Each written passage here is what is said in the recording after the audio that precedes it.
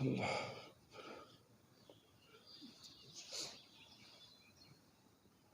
نور کے پیکر نبیوں کے سرور صلی اللہ علیہ وسلم کا فرمان عالی شان ہے، 3 باتیں ایسی ہیں کہ جس میں پائی جائیں تو وہ منافق ہوگا، اگرچہ نماز روزے کا پابندی کیوں نہ ہو۔ پہلی بات، جب بات کرے تو جھوٹ بولے، دوسرا جب وعدہ کرے تو وعدہ خلافی کرے، جب امانت اس کے سپرد کی جائے تو خیانت کرے۔ روح البیان میں ہے کہ جو شخص ناپ تول میں خیانت کرتا ہے، قیامت کے روز اسے دوزخ کی گہرائیوں میں ڈالا جائے گا اور آگ کے 2 پہاڑوں کے درمیان اٹھا کر حکم دیا جائے گا، ان پہاڑوں کو ناپو اور تولو۔ جب تولنے لگے گا تو آگ اسے جلا ڈالے گی۔ ناپ تول میں کمی کرنا یا خیانت کرنا یہ آج کل ایک روٹین بن چکی ہے لوگوں کی، جسے کہتے ہیں چونا لگایا فلاں کو، اور زیادہ تیز اسی کو سمجھا جاتا ہے جو ناپ تول میں میئرمنٹ میں زیادہ ہاتھ کی صفائی دکھانے والا ہو۔ ایک ریڑھی والے سے لے کر بڑے سے بڑے اس کام میں یہ ماہر ہیں، اچھی خاصی تعداد ہے جو اس کام میں انوالو ہیں، بتاتے کچھ ہیں ہوتا کچھ ہے۔ کہتے ہیں یہ بوری جی پورے 1 من کی ہے، ہوتی 37 کلو کی ہے، 36 کلو کی ہے، 38 کلو کی، فرق ہوتا ہے، 2 4 4 5 6 کلو اوپر نیچے ہوتا ہے۔ تو مختصر سی زندگی میں چند فانی سکے حاصل کرنے کے لیے اگر ڈنڈی مار لی تو کس قدر شدید عذاب کی وعید ہے۔ آج معمولی گرمی برداشت نہیں ہوتی تو جہنم میں آگ کے پہاڑوں کی تپش کس طرح برداشت ہو۔ خدا را اپنے حال پر رحم کرتے ہوئے مال کی ہوس سے دور رہیے، ورنہ حرام مال دونوں جہان میں وبالی وبال ثابت ہوگا۔ حضرت حارث محاسبی فرماتے ہیں کہ ایک غلہ ماپنے والے نے اس کام کو چھوڑ دیا اور عبادت الہی میں مشغول ہو گیا۔ جب وہ مر گیا تو اس کے بعد اباب نے اس کو خواب میں دیکھا، پوچھا ما فعل اللہ بک، اللہ نے تیرے ساتھ کیا معاملہ کیا؟ اس نے کہا کہ میرا وہ پیمانہ جس سے میں غلہ ماپا کرتا تھا، اب اس میں جو تھوڑی سی گرد لگ جاتی ہے، مٹی لگ جاتی ہے، تو وہ گرد میری لاپرواہی کی وجہ سے میں صاف نہ کر سکا، تو ہر مرتبہ جب اس سے میں ماپتا تھا تو اس مٹی یعنی گرد، اب گرد کی کیا ہوگی، شاید کوئی 1-2 گرام بھی نہیں بنتی ہوگی، اس گرد کی مقدار وہ چیز کم ہو جاتی جو کسی کو دینی ہوتی تھی۔ اس قصور کی وجہ سے غضب میں گرفتار ہوں، اتنی ساری بات کی وجہ سے غضب میں گرفتار ہوں، تو لیکن اس کا کہاں خیال رکھا جاتا ہے۔ بعض اوقات گرد کی بھی کچھ نہ کچھ ہوتی ہے، مثال طور پہ سونا تول رہا ہے نا، سنیارے کے پاس گرد کے مکھی بیٹھ جائے نا، جب جہاں سنیارے کا ترازو ہوتا ہے تو یک دم 1000-1500 کا چونا لگ جاتا ہے، اگلے کو نقصان ہو جاتا ہے، ایک مکھی بیٹھ جائے سنیارے والے ترازو پہ۔ اور اسی طرح سبزی تول رہی ہو، اس پہ اگر مکھی بیٹھ جائے، کوئی اس پہ بظاہر ایسا فرق نہیں پڑتا، لیکن پھر بھی ہمیں بہت احتیاط کرنی چاہیے۔ گرد و غبار کی مقدار، اب گرد پڑ گئی، یہاں گرد کی بات ہو رہی ہے، غلہ ماپنا، اور غلے میں حالانکہ گرد کا تو کچھ ایسا فرق اتنا نہیں پڑتا، لیکن پھر بھی احتیاط دیکھیں، اور اس وجہ سے بندہ عذاب میں گرفتار ہو گیا۔ اسی طرح ایک اور شخص بھی اپنی ترازو کی مٹی صاف نہیں کرتا تھا اور اسی طرح چیز تول دیتا تھا، جب وہ مر گیا اس کو بھی قبر میں عذاب شروع ہو گیا۔ ترازو کی مٹی صاف کرنا، لیکن یہ بھی کتنا اس طرح توجہ نہیں ہوتی دکانداروں کی کہ مٹی بھی کوئی چیز ہے، یہ گرد بھی کوئی چیز ہے، اس کی بھی کوئی ویلیو ہے، اس کو بھی صاف کرنا ہے۔ تو عذاب میں گرفتار ہو گئے، یہاں تک کہ لوگوں نے اس کی قبر سے چیخنے کی آوازیں سنی باقاعدہ۔ بعض نیک لوگوں کو قبر سے چلانے کی آواز سن کر رحم آ گیا، انہوں نے اس کے لیے دعائے مغفرت کی، تو اس کی برکت سے اللہ پاک نے اس کے عذاب کو دور کیا۔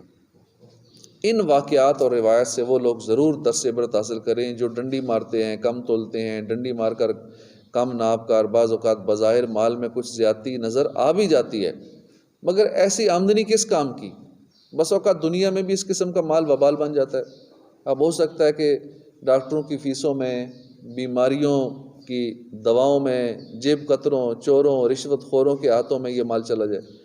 اور پھر معاذاللہ آخرت کا عذاب شدید بھی بھگتنا پڑ جائے، دنیا میں بھی مال نہ بچے، آخرت کی سزا بھی ملے، ڈبل نقصان۔ ان واقعات سے بھی یہ بھی معلوم ہوا کہ ملاوٹ کرنے کی وجہ سے قبر جہنم کا گڑھا بن جاتی ہے، اس لیے ضروری ہے کہ ہم ملاوٹ سے بچا کریں، ہر چیز میں ملاوٹ، مثالوں میں ملاوٹ، نمک میں ملاوٹ، ہلدی میں ملاوٹ، کالی مرچوں میں ملاوٹ، پتی میں ملاوٹ، یعنی اب تو ڈھونڈنا پڑتا ہے کہ کس میں ملاوٹ نہیں ہوگی، یہ چیز ڈھونڈنی پڑتی ہے، ہر چیز کے اندر ملاوٹ۔ مفتی احمد یار خان نعیمی رحمۃ اللہ علیہ فرماتے ہیں ملاوٹ سے مراد ہے کہ یا چیز کا عیب چھپا کر فروخت کر دینا یا اصل میں نقل ملا دینا۔ عیب ہے، عیب نہ بتانا بیچنے والے کو، جیسے گاڑی بیچتے ہیں وہ گاڑی کے اندر کے عیب نہیں بتاتے، اب عیب بتائیں گے وہ کہتے ہیں بکتی نہیں ہے، خاص کر جو یہ کاروبار لین دین کا کرتے ہیں، تو عیب اگر پتہ ہے اپنی گاڑی کے تو بتانے پڑیں گے اگلے کو، عیب چھپا کر یا بغیر بتائے بیچ دیں گے تو گناہ گار ہوں گے، تو اپنی چیز کا عیب بتانا ضروری ہے، یا پھر اس چیز کے اندر ملاوٹ کر کے اس کو بیچنا یہ درست نہیں ہے۔ جیسے اب گندم کا سیزن ہے تو لوگ کیا کریں گے کہ اس گندم کے اندر اپنی پرانی گندم مکس کر کے بیچ دیں گے، جو سیل نہیں ہو رہی تھی یا پرانی کر کے سیل کریں گے تو مسئلہ بنے گا، یا گندم کو گھن لگ جاتا ہے رکھے رکھے، بعض گندم کے اندر ہی گھن لگ جاتا ہے، اب گھن والی الگ سے بیچیں گے تو نہیں بکے گی، وہ مکس کر دیتے ہیں، ٹھیک ہے، وہ نکل جائے گی، تو یہ اس طرح کی مکسنگ یہ عموماً پائی جاتی ہے، یہ اسے ملاوٹ کہتے ہیں۔ حضرت ابو ہریرہ رضی اللہ عنہ فرماتے ہیں حضور اقدس صلی اللہ علیہ وسلم غلہ کے ایک ڈھیر پر گزرے تو اپنا ہاتھ شریف اس میں ڈال دیا، آپ صلی اللہ علیہ وسلم کی انگلیوں نے اس میں تری پائی تو ارشاد فرمایا اے غلے والے یہ کیا ہے؟ اس نے عرض کی یا رسول اللہ اس پر بارش پڑ گئی تھی۔ حضور نے فرمایا تو گیلے غلے کو تو نے ڈھیر کے اوپر کیوں نہ ڈالا تاکہ اسے لوگ دیکھ لیتے جو ملاوٹ کرے وہ ہم میں سے نہیں ہے۔ اس نے گیلا نیچے کر دیا، سوکھا سوکھا اوپر کر دیا تاکہ بک جائے، جس پہ بارش پڑی تھی اس کو نیچے کر دیا تاکہ نظر نہ آئے۔ مفتی احمد یار خان نعیمی اس حدیث پاک کے تحت لکھتے ہیں غالباً دکاندار کو یہ خبر نہ تھی کہ یہ بھی جرم ہے، وہ سمجھے تھے کہ خود گیلا کرنا گناہ ہے، یہ تو بارش سے قدرتی گیلا ہوا ہے، اس میں ہمارا کیا گناہ ہے، تو بارش سے ہوا ہے نا، میں نے خود تو پانی نہیں ملایا۔ اس حدیث پاک سے دو مسئلے معلوم ہوئے، یہ کہ تجارتی چیز کا عیب چھپانا گناہ ہے، بلکہ خریدار کو عیب بتا دے کہ وہ چاہے تو عیب دار سمجھ کر خریدے چاہے نہ خریدے۔ اب ہمارے یہاں مسلمان ملک ہے تو سب سے زیادہ اس طرح کی دو نمبریاں پائی جاتی ہیں، اور دوسرے ملکوں میں باقاعدہ دیکھا گیا ہے کہ اس میں چیز بتائی جاتی ہے کہ یہ اتنی کوالٹی ایسی ہے، یہ قیمت ہے، کیوں اس میں اندر یہ مسئلہ ہے، یہ مسئلہ ہے، اس کے اندر یہ مسئلہ ہے، اس وجہ سے ایسا ہے۔ باقاعدہ بعض کا چیزیں ایک جیسی چیز پڑی ہوگی، ایک زیادہ وزن دار ہے اچھی کوالٹی کی جسے ہم کہتے ہیں، ہم زیادہ وزن دار چیز کو ہمارے یہاں مہنگی بکتی ہے، جو کم وزن ہے وہ سستی بکتی کئی چیزوں میں۔ تو مثال طور پہ ایک کپڑے کا ذکر ہو رہا تھا ایک ملک میں، وہ ذرا موٹا بھاری اچھے والا کپڑا تھا تو وہ سستا تھا، اور جو لائٹ ویٹ تھا وہ ذرا مہنگا تھا، اور ساتھ قیمت باقاعدہ لکھی ہوئی تھی۔ اب ہمارے یہاں تو اس میں زیادہ میٹیریل لگا تو وہ مہنگا شمار کیا جاتا ہے، اس میں زیادہ مال لگا ہوا ہے، لیکن انہوں نے اس کا ریٹ کم لگایا ہوا تھا۔ پھر ساتھ وجہ بھی بتاتے ہیں کہ یہ جو لائٹ ہے اس لیے کمفرٹیبل ہے، یہ زیادہ آرام دہ اس لیے۔ اب حالانکہ زیادہ وزن میٹیریل تو اس میں لگا ہے، لیکن زیادہ میٹیریل والا وہ سستا جس میں زیادہ مال لگا، اور یہ لائٹ والا یہ مہنگا، اور وہ بھی اس وجہ سے کہ یہ کمفرٹیبل ہے۔ تو یہ بتا کے چیز بیچی جاتی ہے، ایک ایک چیز کلیئر بتائی جاتی ہے، حالانکہ یہ چیز مسلمانوں کے اندر ہونی چاہیے، ہر چیز کا پہلے سے بتا دیں کہ یہ 1 نمبر ہے، یہ 2 نمبر ہے، یہ ملاوٹ والا ہے، یہ دودھ ہے، یہ اس میں اتنی ملاوٹ ہے اس لیے اس کا یہ ریٹ ہے، اس دودھ میں پانی ہم نے کم ملایا ہے اس کا یہ ریٹ ہے، اس میں زیادہ پانی ملایا ہوا ہے یا اتنا پانی ملایا ہم نے اس کا یہ ریٹ ہے، یہ خالص دودھ ہے۔ اب خالص بھی اندازے سے خالص کہتے ہیں کہ چونکہ دودھ لانے والے نے کہا تھا خالص ہے، خالص اس صورت میں کہہ سکتے ہیں اپنے ہاتھوں سے دودھ دویا، خود دویا، اب پھر تو کہہ سکتے ہیں خالص ہے۔ اگر کسی اور کے ذریعے 3-4 ہاتھوں سے گزر کے آیا اور ہم کہہ دیں خالص ہے، ہمیں کیا پتہ خالص ہے، کیا گارنٹی ہے، تو اس لیے ساری چیزیں پہلے بتا دینی چاہیے۔ تجارتی چیز کا عیب چھپانا گناہ ہے، خریدار کو عیب بتا دے۔ یہ کہ تجارتی چیز میں عیب پیدا کرنا بھی جرم ہے، اور قدرتی پیدا شدہ عیب کو چھپانا بھی جرم، بے شک قدرتی عیب پیدا ہو گیا اسے چھپانا بھی جرم ہے۔ دودھ میں ملاوٹ کرنے والے کے لیے بھی سخت وعید آئی ہے۔ حضور نبی پاک صلی اللہ علیہ وسلم نے فرمایا بیچنے کے لیے جو دودھ ہو اس میں پانی نہ ملاؤ۔ حضرت ابو ہریرہ رضی اللہ عنہ سے روایت ہے ایک مرتبہ کہیں سے گزرے تو دیکھا ایک شخص دودھ بیچ رہا ہے، آپ نے دودھ دیکھا تو اس میں پانی ملا ہوا تھا، آپ نے اس سے فرمایا کہ اس وقت تیرا کیا حال ہوگا جب قیامت کے دن تجھے کہا جائے گا کہ دودھ سے پانی علیحدہ کر۔ تو جس نے دودھ میں پانی ملایا پھر اسے بیچا،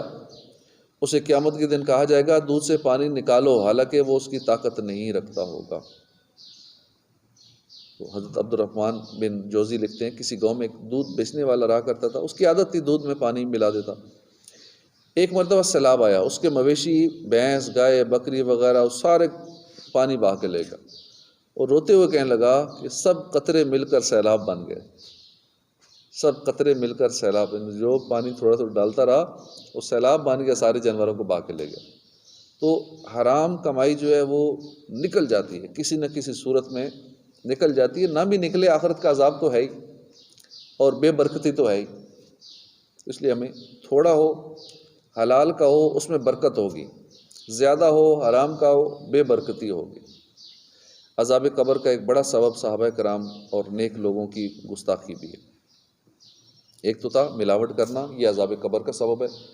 اور ایک ہے نیک لوگوں کی گستاخی۔ حضرت ابو اسحاق رحمۃ اللہ علیہ فرماتے ہیں مجھے ایک میت کو غسل دینے کے لیے بلایا گیا، جب میں نے اس کے منہ سے کپڑا ہٹایا تو کیا دیکھا کہ اس کی گردن میں ایک سانپ لپٹا ہوا تھا۔ لوگوں نے بتایا کہ یہ شخص صحابہ کرام کو گالیاں بکا کرتا تھا۔ ایک روایت میں کہ یہ بندہ پہلے کے بزرگوں کو گالیاں بکا کرتا تھا۔ تو بزرگوں کو، اللہ والوں کو یا صحابہ کو گالیاں دینا، آج کل ہی بہت سارے ایسے ہیں اور بڑے بڑے نامی گرامی مولوی ہیں جو صحابہ کرام کو گالیاں دے رہے ہوتے ہیں، اور عوام چپ کر کے نعرے لگا رہی ہوتی ہے، سن رہی ہوتی ہے، اور ان کی آواز سے متاثر ہوتی ہے، ان کی شعلہ بیانی سے متاثر ہوتی ہے۔ تو جو بھی گستاخ صحابہ ہو، گستاخ اہل بیت ہو، ایسے کو سننا ہی نہیں چاہیے۔ حضرت امام احمد رحمۃ اللہ علیہ فرماتے ہیں ایک شخص نے حضرت امام حسن بن علی کی مبارک قبر پر پیشاب کر دیا، وہ پاگل ہو گیا، کتوں کی طرح بھونکنے لگا، پھر وہ مر گیا، لیکن اس کی قبر سے چیخنے اور بھونکنے کی آواز سنی۔ معاذ اللہ، صحابہ کرام کو گالیاں دینا بہت ہی سخت گناہ ہے، اپنی قبر کو جہنم کا گڑھا بنانے اور جہنم میں لے جانے والا کام۔ صحابی تمام جہان کے مسلمانوں سے افضل ہے۔ یہ وہ مبارک ہستیاں ہیں کہ جن کے بارے میں ہمارے پیارے آقا صلی اللہ علیہ وآلہ وسلم نے فرمایا اصحابی کا نجوم بِأَيِّهِمْ اقْتَدَيْتُمْ اهْتَدَيْتُمْ، میرے صحابہ ستاروں کی طرح ہے، تو تم ان میں سے جس کی پیروی کرو گے ہدایت پا جاؤ گے۔ اہل سنت کا ہے بیڑا پار، اصحاب حضور نجم ہیں اور نو ہے عطرت رسول اللہ کی۔ یعنی اہل سنت کا بیڑا پار ہے کیونکہ صحابہ کرام ان کے لیے ستاروں کی مانند ہیں، اور اہل بیت اطہار کشتی کی طرح ہیں، اور سمندری سفر میں کشتی بھی ہو اور راستہ تلاش کرنے کے لیے ستارے بھی ہوں تو پھر کشتی ڈوبتی نہیں ہے، کشتی منزل پہ پہنچ جاتی ہے۔ سرکار مدینہ صلی اللہ علیہ وسلم نے فرمایا اس پر اللہ پاک، فرشتوں اور تمام انسانوں کی لعنت ہو جو میرے کسی بھی صحابی کو گالی دے۔ ایک حدیث پاک میں کہ جب تم ان کو دیکھو جو میرے کسی بھی صحابی کو برا کہتے ہیں تو تم کہو تمہارے شر پر اللہ کی لعنت ہو۔ یعنی صحابہ تو خیر ہی خیر ہے، تم ان کو برا کہتے ہو تو وہ برائی خود تمہاری طرف ہی لوٹتی ہے، اس کا وبال تم ہی پر پڑتا ہے۔ تو ہر صحابی نبی جنتی جنتی، سارے، بس یہ ہمارا عقیدہ ہونا چاہیے، اور یہی عقیدہ سب کا تھا کہ ہر صحابی جنتی ہے۔ بچوں کو بھی یہی سکھا دینا چاہیے کہ ہر صحابی جنتی ہے، کسی ایک صحابی کے بارے میں بھی ذہن میں نہیں وسوسہ لانا۔ ٹھیک ہے، آپس میں ان کے اختلافات ہوں گے، جو بھی معاملات ہیں ہمیں اس میں نہیں پڑھنا، عوام کو ہم نے ہر صحابی کی رسپیکٹ کرنی۔ عذاب قبر کے اور بھی بہت سارے اسباب ہیں، اللہ پاک ہمیں ان سب برائیوں سے بچنے کی توفیق نصیب فرمائے۔ ہم مرتے دم تک صحابہ، اہل بیت اور تمام بزرگان دین کے با ادب رہیں، کاش قبر اور جہنم کے عذابات سے رہائی کا پروانہ مل جائے۔ آمین بجاہ نبی الامین صلی اللہ علیہ وآلہ وسلم۔